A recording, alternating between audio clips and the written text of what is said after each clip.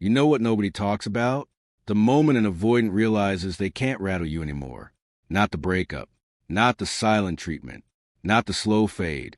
This moment, the quiet, unremarkable Tuesday when they look at you and something in their face shifts because you didn't flinch, you didn't chase, you didn't adjust yourself to make them comfortable. And for the first time, they're not sure what to do with that. Most people think the goal is to make an avoidant miss you, but missing you is easy. Avoidants miss people all the time, safely, from a distance, with no risk attached.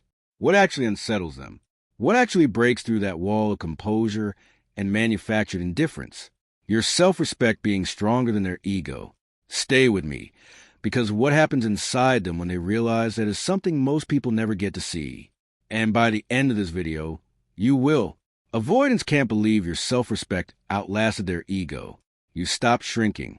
You stopped over-explaining. You stopped making yourself smaller so they could feel larger. But here's the twist. No one talks about what happens inside the avoidant when they realize your dignity isn't something they can erode. The people who tested your boundaries, who pushed to see how much you'd tolerate, who acted like your self-worth was a negotiation, they're not as unbothered as they look.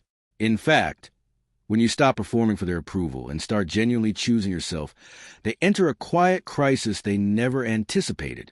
On the surface, they look indifferent, but deep down, something has shifted that they don't know how to process. At first, it looks like they had the upper hand. No uncertainty, no vulnerability, no self-doubt. They operate like someone who had read the room and concluded that you needed them more than they needed you. Like your self-esteem was a dial they could turn down with the right combination of withdrawal, subtle criticism, and emotional unavailability. No confrontation needed. No cruelty required. Just a slow, confident repositioning of power that, from the outside, looked effortless. And if you were watching from the outside, the story looked clear. They had control. You were adjusting to them. That was the arrangement. But then something shifted that the story didn't account for. Because at some point, you stopped adjusting. Not dramatically, not with a speech, but enough to be undeniable. You held a boundary they expected you to drop. You walked away from a dynamic they expected you to endure. You looked them in the eye, or simply through your behavior, and communicated something they had never quite received from you before, that you were no longer available to be managed. And if they were so certain of their position, why did that single shift unsettle everything? Most people misunderstand what self-respect actually signals to an avoidant. They think it's about being cold, or playing hard to get, or performing confidence as a strategy. So they fake it. They act unbothered on the surface, while internally still orbiting the avoidant's moods, still measuring their worth against the avoidant's approval, still hoping the performance lands well enough to earn some warmth. That's not self-respect. That's a costume. And an avoidant can feel the difference immediately because they've spent their whole life reading people for signs of neediness. Real self-respect doesn't perform. It simply stops accommodating. And that quiet, unannounced withdrawal of accommodation is what begins to crack the foundation they thought was solid. Research from the University of California found that individuals with avoidant attachment styles show significantly elevated cortisol levels. That's the body's primary stress hormone, during periods of perceived relationship uncertainty. In other words, when the power dynamic they depend on becomes unpredictable, their calm exterior is not what's happening inside their body. While they appear completely unbothered by your shift, their nervous system is quietly in distress. They are physiologically responding to the loss of a dynamic they had come to rely on, even when their behavior suggests total indifference. That's not a minor detail. That's the whole story hiding underneath the surface. I see this pattern constantly working with people trying to make sense of why someone who seems so confident in their dominance suddenly becomes destabilized the moment you stop playing your assigned role.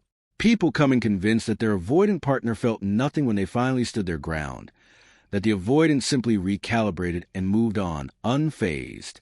And on the surface, that story holds. They didn't congratulate you. They didn't suddenly become warm. They might have even doubled down, gotten colder, more dismissive, more certain-seeming. So the natural conclusion is that your self-respect didn't register and you're the only one who changed. But that conclusion is almost always wrong. What shows up consistently, without exception, is that the avoidant is quietly rattled, privately, internally, and completely alone with it. And the longer your self-respect holds, the more rattled they become. Your dignity doesn't deflate them immediately. It accumulates. Every day you don't collapse back into your old patterns, the pressure inside them builds.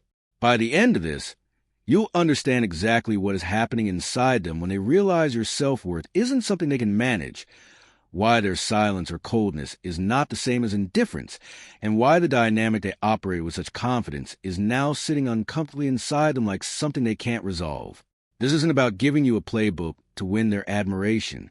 It's about giving you the full, honest picture, because you deserve to understand what's actually shifting beneath the surface, not just a performance they're putting on. Avoidants don't experience your self-respect as admirable at first. When you begin holding yourself with more dignity, they feel friction first, resistance, mild irritation, a sense that something in the arrangement has malfunctioned, the closeness that was building on their terms, the intimacy that they were carefully controlling, suddenly has a variable they didn't account for, your unwillingness to keep accommodating. And for a short window, that friction feels to them like confirmation, like you're being difficult, like this is exactly why closeness gets complicated. That initial reaction is real. Don't minimize it. They genuinely feel it. But that reaction comes with a condition. It only works as long as they believe they can reestablish control. As long as they hold, somewhere in the back of their mind, the quiet assumption that you'll eventually soften, that this version of you is temporary, a phase, a response to something they can wait out or maneuver around. The confidence of someone who operates from ego is only sustainable when they believe the other person's self-worth is negotiable. That assumption is the invisible foundation underneath their composure. And this is where your sustained self-respect changes everything. Because real self-respect doesn't just create friction, it removes a negotiation. No more subtle tests they can run to measure your insecurity. No emotional inconsistency they can exploit to regain the upper hand. No moments of self-doubt on your end that they can quietly feed off of to feel more certain. Just a clean, consistent signal that you know your value, and that knowledge isn't contingent on their validation. And that consistency starts doing something to them that temporary confidence never would have. At first, they dismiss it. It's a phase. You're upset about something. You'll come around.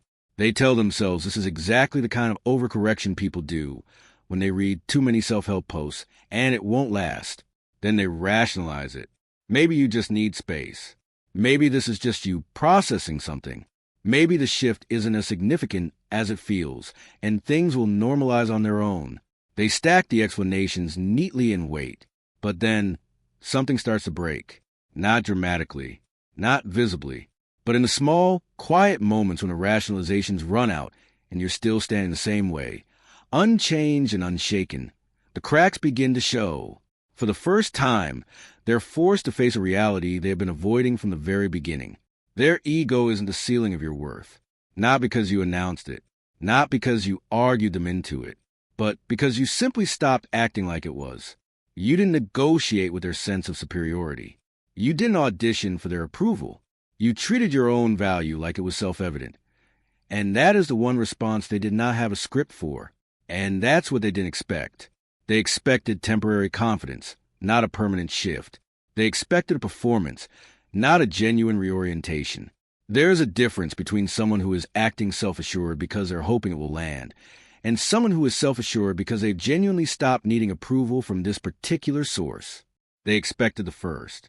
They're slowly realizing they're getting the second, and that realization doesn't arrive all at once. It seeps in, gradually, through the absence of behaviors they used to take for granted. And when that realization lands, their behavior changes. They start paying closer attention.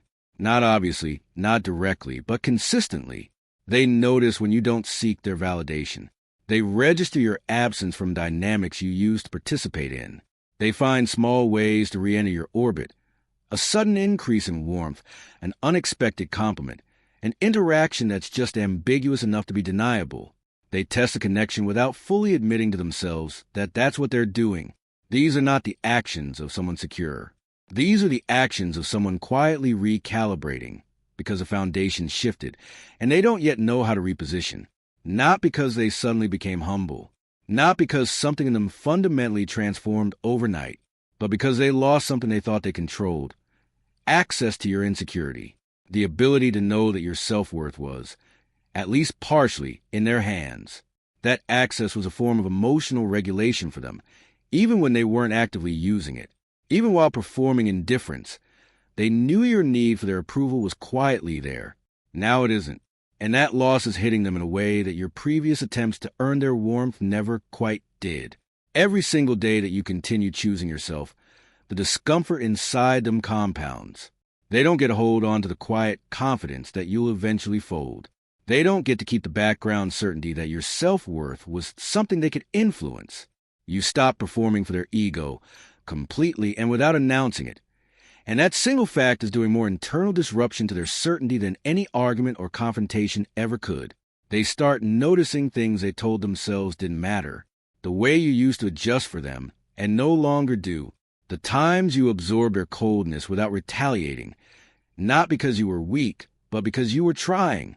They start reading those moments differently now that the trying has stopped.